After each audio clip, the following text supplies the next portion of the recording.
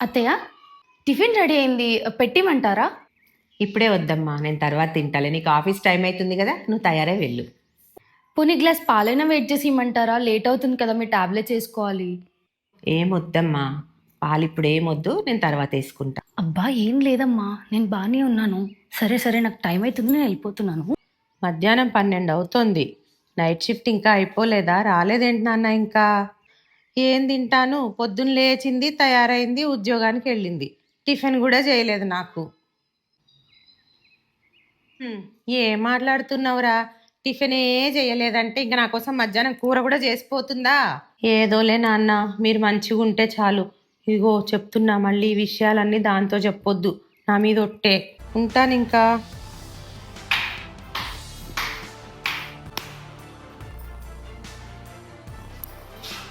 చంపేస్తాను. నా కూతురు మీద ఇన్ని అబద్ధాలు చెప్తావా? ఏమిటి, నా కూతురు నీకు టిఫిన్ చేసి పెట్టలేదా? కూర వండి పెట్టలేదా? గ్లాస్ పాలు తాగమని కూడా అడగలేదా?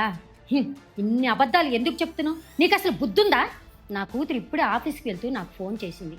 అమ్మ, అత్తయ్య గారికి టిఫిన్ చేసి పెట్టానమ్మా, తను తిందో లేదో చూడమ్మా, కూర కూడా వండి పెట్టాను, వేడివేడిగా అన్నం ఉండమ్మా అంటే, సర్లే కదా చేసి పెడదామని వస్తే ఇంతలోనే నువ్వు చేసిన నిర్వాకం ఇదా? ఓహో, నీ కొడుకు కోడల సంసారంలో నువ్వే నిప్పులు పోస్తున్నావు అన్నమాట.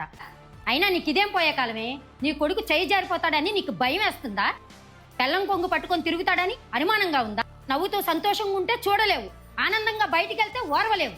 అలాంటప్పుడు పెళ్ళెందుకు చేశావే? 10 మందిలో గొప్పగా చూపించుకోవడం కోసమా? అంటే నా కూతురు జీవితాన్ని నాశనం చేయడానికా? అసలు నీ కొడుకు కోళ్ళ 5 నెలల నుంచి ఎలా ఉన్నారో నువ్వు గమనించావా? ఇప్పుడే నా కూతురికి అల్లుడికి చెప్పి నీ అంతు తేల్చుతాను. కొడుకు ముందొక నటన, కోడల ముందొక నటన. జనాలు చూసే వాళ్ళకి అబ్బో నా కొడుకు కోడలు చల్లగా ఉంటే చాలని వాళ్ళ దగ్గర ఒక నటన. అబ్బా, ఎంత మహానటివమ్మా, ఎంత బాగా నటిస్తున్నావో. వస్తా. సుభద్ర, తప్పైపోయింది, క్షమించు. నా కొడుకు నాకు ఎక్కడ దూరం అవుతాడో అన్న భయంతో ఇలా ప్రవర్తించాను. ఇంకెప్పుడు ఇలాంటి తప్పు చేసి క్షమించు. నాకు బుద్ధి వచ్చింది. ఒక్క మాటతో నువ్వు మారేవంటే నమ్మే అంత పిచ్చిదాన్ని కాదు నేను. నా కూతురికి నా అల్లుడికి ఎలాగైనా చెప్తాను. నా కూతురు అంత మంచిదాన్ని కాదు నేను. తప్పు చేస్తే ఎవరికైనా శిక్ష పడాల్సిందే. చెప్తా నీ సంగతి.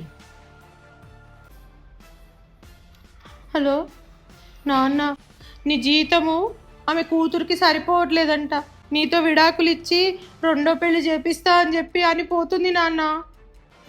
కొందరు ఒక్కొక్క రకంగా ఒక్కొక్కళ్ళ దగ్గర ప్రవర్తిస్తూ ఉంటారు. అసలు అలా ఎందుకు ప్రవర్తిస్తారో దేవుడికే తెలియాలి. ఈ కథ కేవలం కల్పితం మాత్రమే.